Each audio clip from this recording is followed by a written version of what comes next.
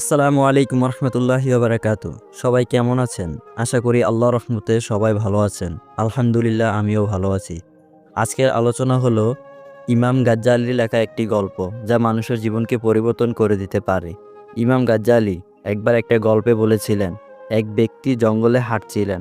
হঠাৎ দেখলেন এক সিংহ তার পিছু নিয়েছে। তিনি তার জীবন বাঁচাতে দৌড়াতে লাগলেন। কিছু দূর গিয়ে একটি পানিহীন কুয়া দেখতে পেলেন।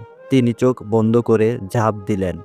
পড়তে পড়তে তিনি একটি ঝুলন্ত দড়ি দেখে সেটিকে ধরে ফেললেন এবং ওই অবস্থায় ঝুলে রইলেন। ওপরে তাকিয়ে দেখেন কুয়ার মুখে সিংহটি তাকে খাওয়ার জন্য দাঁড়িয়ে আছে। নিচের দিকে তাকিয়ে দেখেন বিশাল এক সাপ তার নিচে নামার অপেক্ষায় চেয়ে আছে। বিপদের ওপর বিপদ।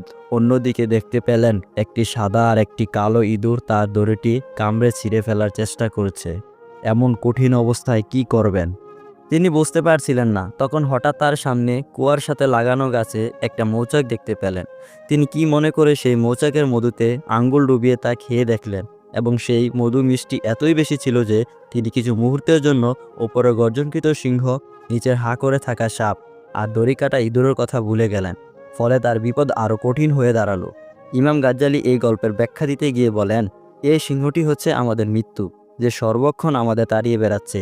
সেই সাপটি হচ্ছে কবর, যা আমাদের অপেক্ষায় আছে। দড়িটি হচ্ছে আমাদের জীবন, যাকে আশ্রয় করে বেঁচে থাকা। সাদা ইঁদুর হলো দিন আর কালো ইঁদুর হলো রাত, যারা প্রতিনিয়ত ধীরে ধীরে আমাদের জীবনের আয়ু কমিয়ে দিয়ে আমাদের মৃত্যুর দিকে নিয়ে যাচ্ছে।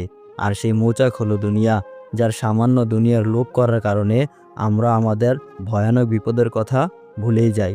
মৃত্যুর পর কি হবে সেই কথা ভুলে যাই। দুনিয়ার লোভ আমাদের থেকে দূরে সরাতে হবে আর বেশি বেশি কবরের আযাবের কথা চিন্তা করতে হবে। ভিডিওটি ভালো লেগে থাকলে একটি লাইক করে দিবেন।